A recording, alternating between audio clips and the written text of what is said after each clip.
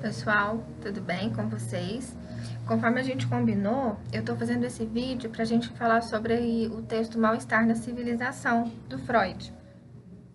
Com todos esses acontecimentos aí, acabou que algumas turmas ficaram mais prejudicadas, né? Por causa do que a gente não conseguiu fazer uma aula pela sala virtual, enfim, todo mundo já sabe dos nossos contratempos, e agora eu acredito que esteja tudo estabelecido, porém, para não ficar com conteúdo atrasado, eu quero passar esse vídeo para vocês sobre a questão do mal-estar na civilização, tá?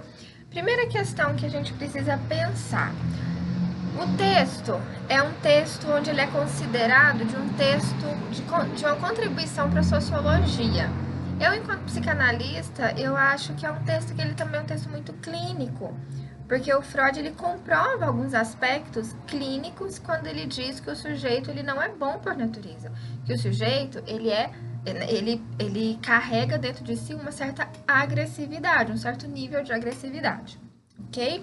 Mas a primeira questão é um texto de 1930 e eu já gosto de pegar logo pelo começo do texto, pelo título, onde ele chama o mal-estar na civilização. Ele está dizendo que nós estamos angustiados, que o mal-estar é nosso a partir de uma civilização que nos impõe, que nos cobra um preço muito caro pela angústia que a gente sente. Por quê? Porque a civilização, ela impõe algumas normas para que a gente possa sobreviver, né? E essas normas, elas têm a ver com em a gente reprimir os nossos desejos, os nossos prazeres. Então, é como se a gente pagasse caro demais, a civilização cobra caro demais pelos nossos prazeres, né? A primeira questão que a gente tem que pensar, né?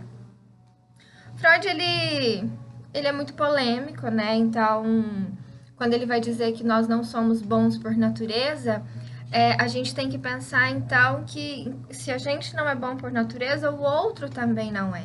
E toda a sua obra, o Freud ele não se preocupa em responder aos questionamentos dos leitores. O que Freud faz é problematizar. Por que ele problematiza? Por que ele não responde os questionamentos, as coisas, né, que é relacionado ao sujeito? Porque não existe resposta pronta para um sujeito que é único, né? Então a psicanálise vê o sujeito como único. É apenas a ele é ortogado o direito de falar sobre ele mesmo, né? E isso não quer dizer que a sua própria história justifique as cagadas que o sujeito faz na vida, né? Que não quer dizer que isso é aceitável, mas isso é entendido, compreendido de alguma forma, né? Então é bom colocar essa observação, porque muitas vezes as pessoas confundem e falam, porque a psicanálise ela aceita tudo que o indivíduo faz. Ela não aceita tudo que o indivíduo faz. A gente entende, né, a forma com que o indivíduo se comporta, e a partir disso a gente faz com que o sujeito consiga fazer alguma coisa com isso, né? Que seja com angústia, que seja com sofrimento, que seja com alegria, que seja com o desejo de matar o outro. Enfim, a gente vai chegar nesse ponto. Tanto é que Freud tem uma frase que eu sempre falo em sala de aula, que eu gosto muito, né? Inclusive na porta do meu consultório tem essa frase, que é: qual a sua responsabilidade na desordem da qual você se queixa? Então, da mesma forma que a psicanálise, ela responsabiliza o indivíduo pela sua desordem, ela também responsabiliza o indivíduo pelas suas conquistas, pelas suas questões, pela sua alegria, né? Então, assim, existe essa parte também que tudo é de responsabilidade do sujeito. Okay? A gente vai passar fazendo esse questionamento em relação à agressividade. Se nós temos uma certa agressividade, como é que a gente consegue lidar com isso durante a nossa vida, né? Durante esse processo que é entre o nascer e o morrer, que chama vida, esse processo que a gente passa, né? Por todas as nossas questões, com todas as nossas conquistas, com todas as nossas angústias, as perdas, o sofrimento. Esse intervalo entre nascer e morrer se chama vida. Como é que a gente faz para lidar com isso, né? Com essa agressividade que a civilização ela acaba nos reprimindo de alguma forma e nos diz, não, isso você não pode fazer. Só que isso existe dentro da gente. E é isso que Freud ele vai problematizar no texto, né? De novo, não vai achar uma resposta para isso, tá? O que é importante pensar é o seguinte: se eu faço do outro um objeto para aquilo que eu chamo de agressividade, a gente tem que pensar que o outro também faz da gente objeto para a agressividade dele, para a crueldade dele. Então, as saídas que a gente pensa que Freud vai... Que mais pra frente a gente vai falar um pouquinho, que Freud vai encontrar como possibilidades, são saídas onde... São saídas muito particulares, muito individuais, inclusive até, às vezes, muito egoístas, né, de se pensar. Mas é uma saída do indivíduo, onde cada um vai ter a sua própria elaboração para sair desse mal-estar que Freud está chamando no texto, tá? A gente pode pensar, enquanto agressividade, como é que o ser humano ele vive em sociedade sem um certo nível de mal-estar. Se é isso que nós temos em um determinado grau, e o que a sociedade nos cobra é outra coisa. A sociedade nos cobra para que a gente seja bom, né? A sociedade nos cobra para que a gente seja bom e a gente carrega dentro da gente essa coisa da maldade. É como se... Aí é que entra a grande contradição freudiana com isso que a gente vê, né? E Freud cita muito a questão da religião, né? Nos textos dele. O que que, de modo geral, a civilização nos diz? Que nós somos bons e a sociedade nos corrompe. Freud vai dizer, não, nós somos seres que já nascemos com um certo nível de agressividade.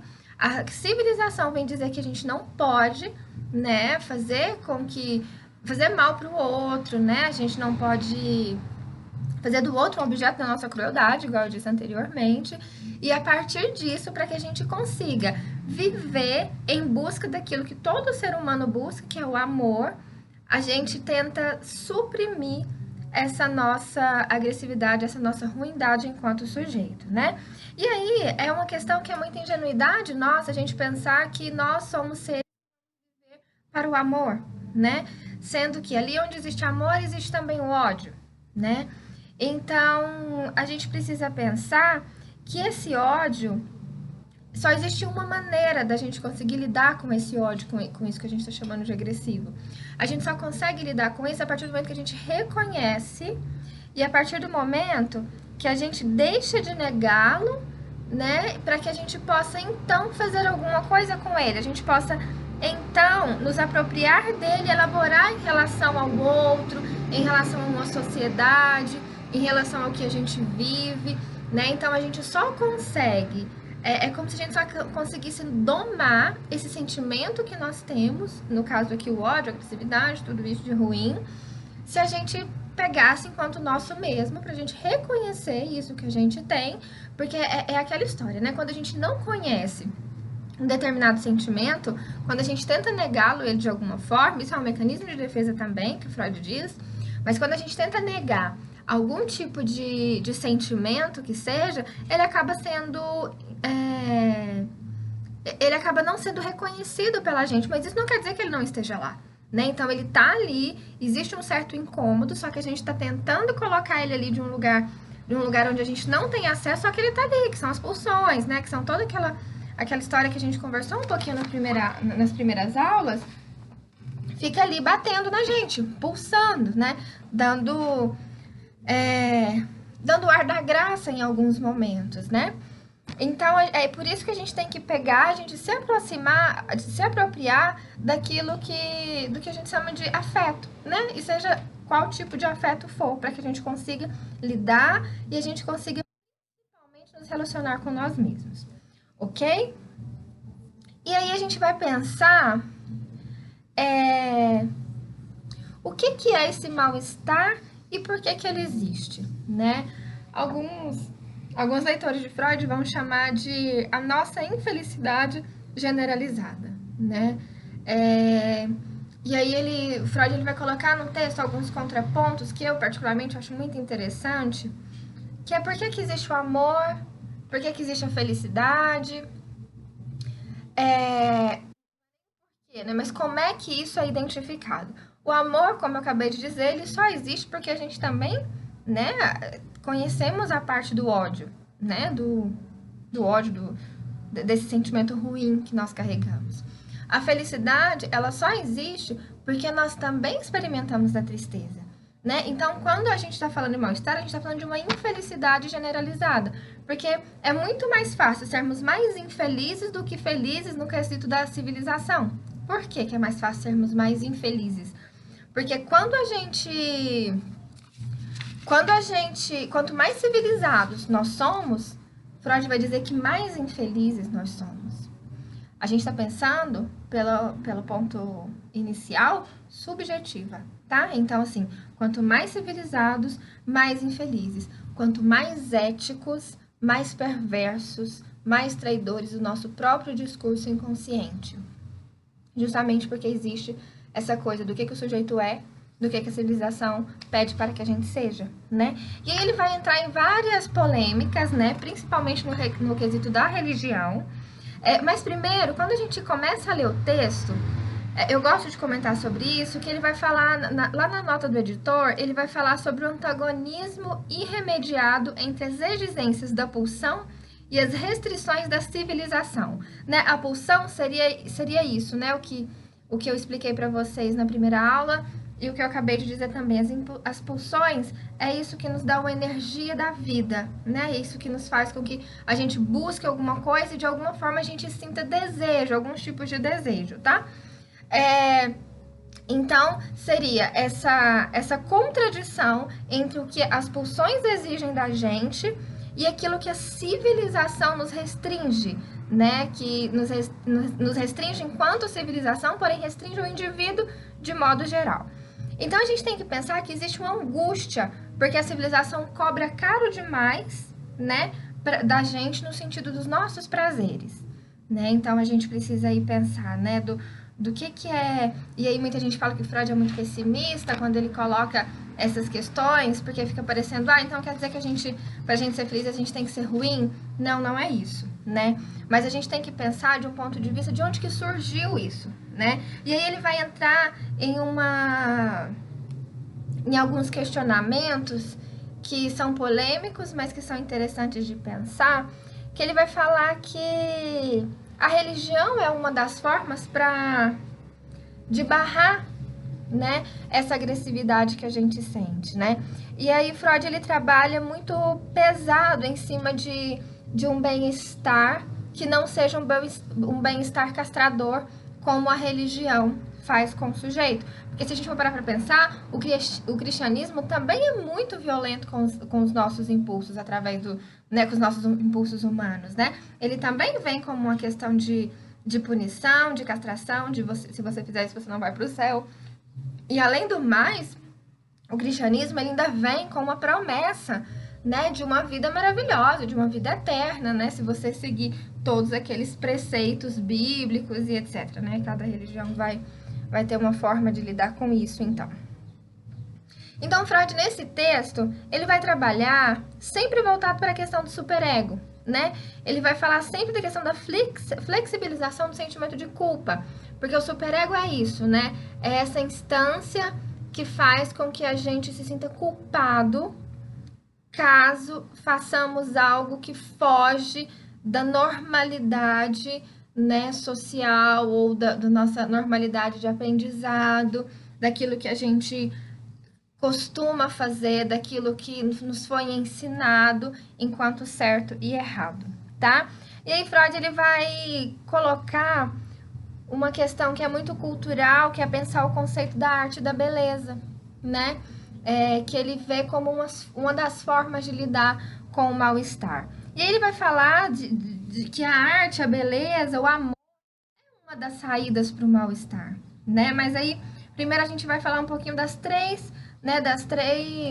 tipos de mal-estar que ele cita no texto. Primeiro ele cita Goethe, né? Que ele diz que aquele que tem ciência e arte tem também religião, o que não tem nenhuma delas que tenha religião. Que foi, né, que isso exemplifica o que eu acabei de dizer, que o Freud vai falar que a religião é uma das formas de lidar com o real, né? E esse real, a gente está falando de um real do vazio do sujeito, né? O vazio que o ser humano, que ele porta e que é muito comum, que todos nós nos sentimos esse vazio de alguma forma. E aí a religião vem com esse intuito, com essa promessa de tamponar esse nosso vazio, né? Então, por isso que ele cita Goethe, porque ele coloca esses questionamentos da ciência e da arte enquanto saídas do mal-estar, mas se o sujeito não tem nenhum dessas, que tenha pelo menos a religião, porque a religião acaba fazendo um papel de um certo alívio para o sujeito. Não que isso seja a melhor saída, tá? Porque ao mesmo tempo que é um alívio para o sujeito, também é uma forma de alienação, ok?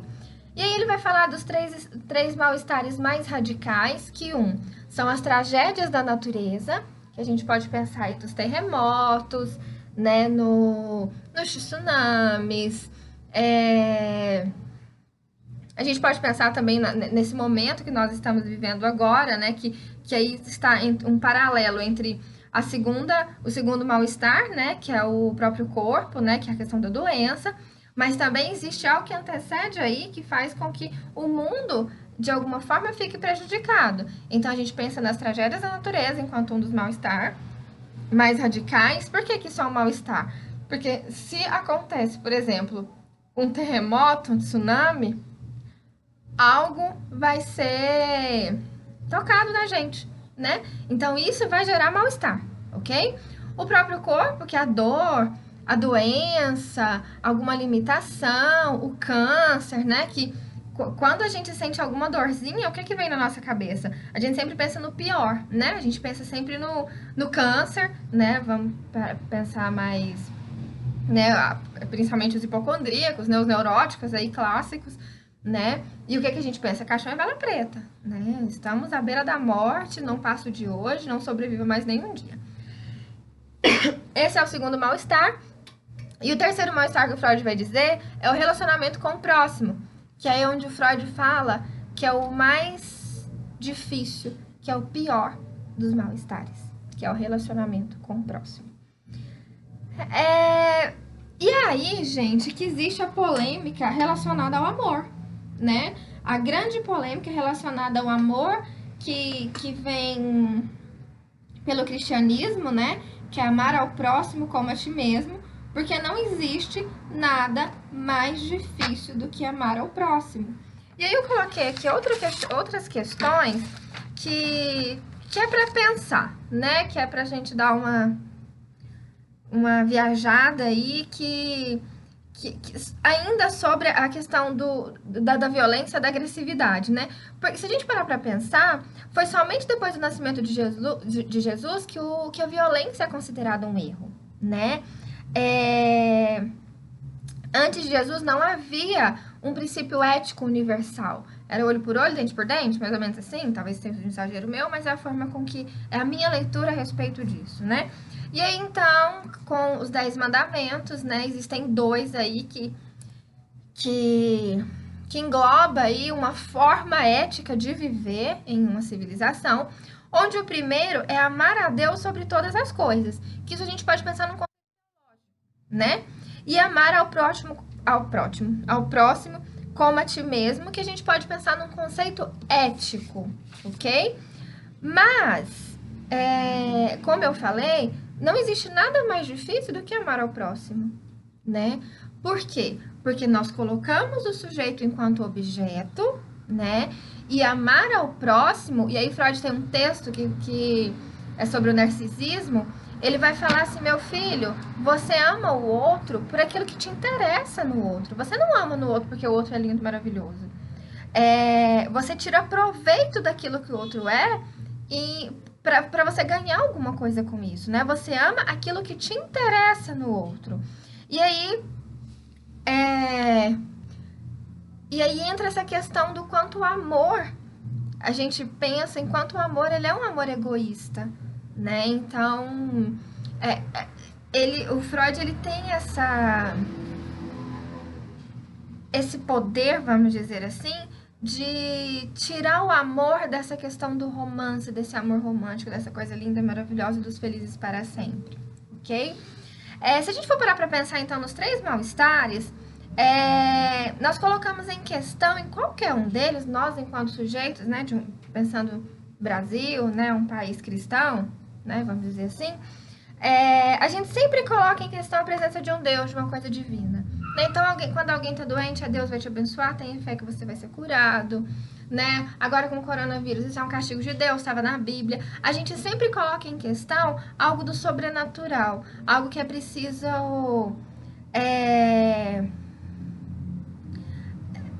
algo que tem a ver com a fé, com isso que não é palpável, né? Então, aquela história, né? Quando a gente se vê numa situação de risco, quando a gente se vê numa situação de mal-estar, a gente, né, proclama algo que tem a ver com o sobrenatural, com o divino, né? Então, isso é um costume da nossa população, da nossa sociedade.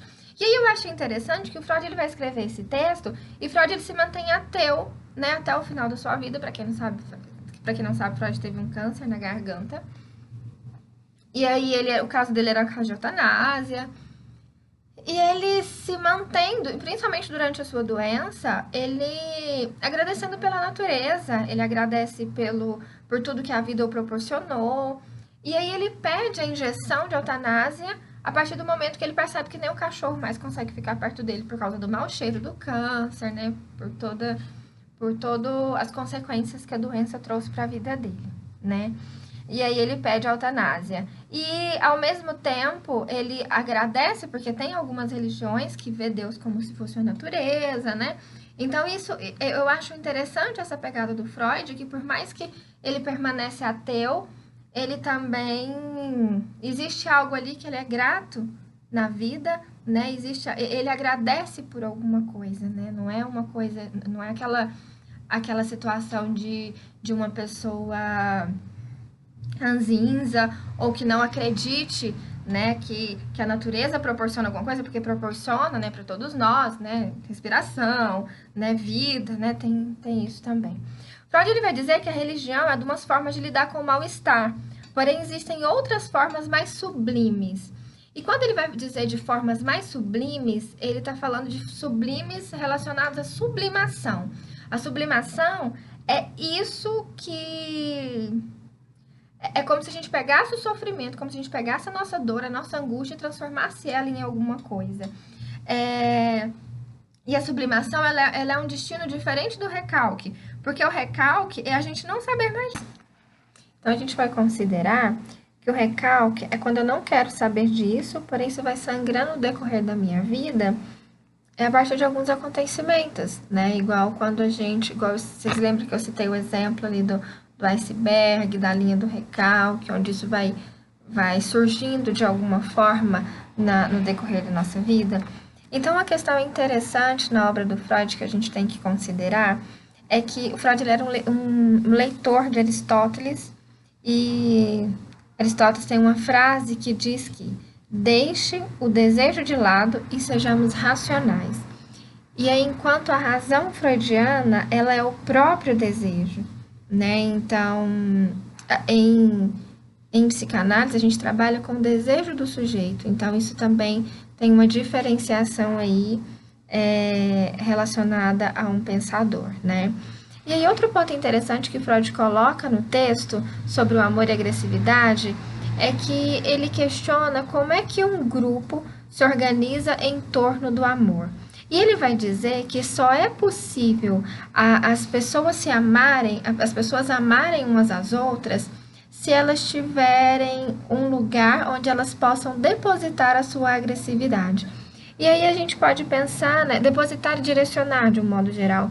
E aí a gente pode pensar como exemplo, que é muito atual, a gente pode pensar nas torcidas organizadas, no fascismo, né, até mesmo pelas brigas nas teorias, né, qual que teoria que tem razão, qual que não tem razão. Na política, né, a gente se junta em torno desse que é fácil de amar, né, então quando eu amo alguém que estuda Freud, por exemplo, é fácil amar essa pessoa que se parece tanto comigo. E a gente só consegue é, se organizar, ter um amor, né, ali, propriamente dito, a partir do momento que a gente tenha outro grupo para a gente depositar isso que a gente chama de agressividade, de raiva, de ódio, né? Então, a gente não só ama os outros, né? A gente deposita o nosso ódio em outras coisas também. Então, é importante pensar que a narrativa do Freud, quando ele está falando disso tudo, ele está falando, inclusive, a partir de uma associação livre que ele mesmo faz da sua teoria, né? E ele vai dizer assim que ele vai questionar quais são os meios que a civilização utiliza para livrar o sujeito do mal-estar, né? Então, todas as saídas que, se a gente for parar para pensar, que a civilização utiliza para nos livrar do mal-estar, são saídas que apelam para o superego, né? Que o superego é aquele sentimento de culpa, lembra de eu comentar com vocês? Então, e aí outra questão que aí alguns leitores de Freud vai pensar, eu não vou lembrar o nome dessa leitora especificamente agora, mas ela coloca uma questão que eu acho interessante de como é espantoso Jesus Cristo ser central numa civilização. Lembra lá no começo, onde eu falei sobre, né, sobre antes de Jesus Cristo, essas questões de agressividade, elas eram vistas como normal? E hoje é espantoso a gente ter Jesus Cristo, que é aquele homem que foi duramente sacrificado, maltratado, espancado. A gente pensa, né, na Sexta-feira da Paixão é um exemplo disso, a procissão do Cristo morto, o quanto isso é, né, a gente pensa em algo masoquista, né, da gente lidar com isso, porque é isso que faz com que os nossos prazeres sejam barrados também, a gente pensando do ponto de vista da religião. Então, é uma questão para se pensar, né? Por que a civilização é organizada em torno desse herói, né? Que é um herói, ele é herói porque ele foi torturado, né? Porque ele foi assassinado cruelmente, né? E o quanto isso é perverso da nossa parte, inclusive, né? Então, tudo isso caminha para o fortalecimento do superego, porque quando a gente vê essa questão de Jesus Cristo, por exemplo, vem uma questão da culpa, porque o que a religião prega, o que o cristianismo prega, que ele morreu por nós, ele morreu por mim. Então, eu preciso sustentar esse lugar de ser uma boa pessoa, de amar ao próximo, porque teve um sujeito que morreu por minha causa. Então, tudo isso é apelado pelo superego. E o Freud vai dizer que o mais ideal seria as nossas pulsões serem emparelhadas de alguma forma, né?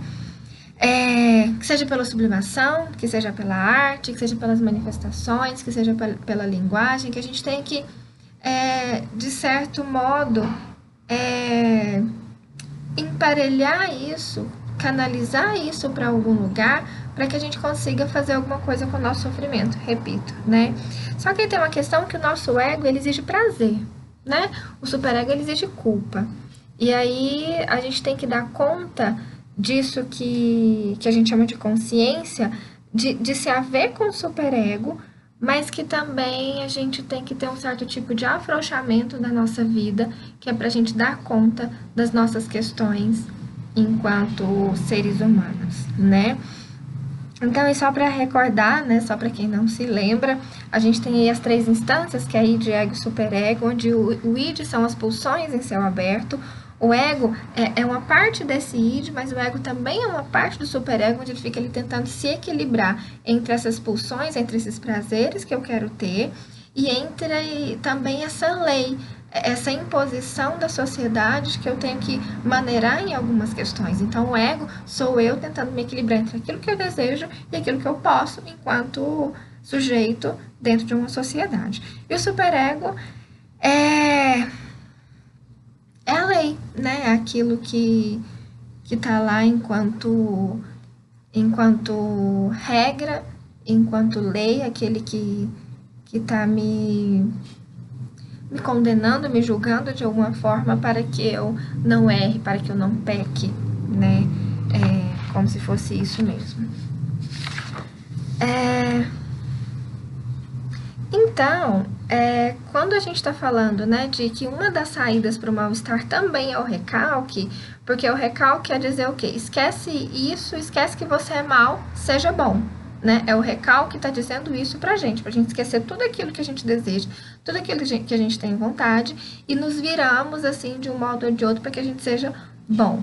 Então, Freud, ele deixa isso porque a civilização só está interessada nisso. A civilização só interessa em dizer pra gente ser bom durante a nossa vida. Então, Freud fala que essa saída é uma saída que nós neuróticos temos, e só que isso falha, isso nos angustia, então é inválida, né? Isso automaticamente nós somos recalcados, não tão bem recalcados assim.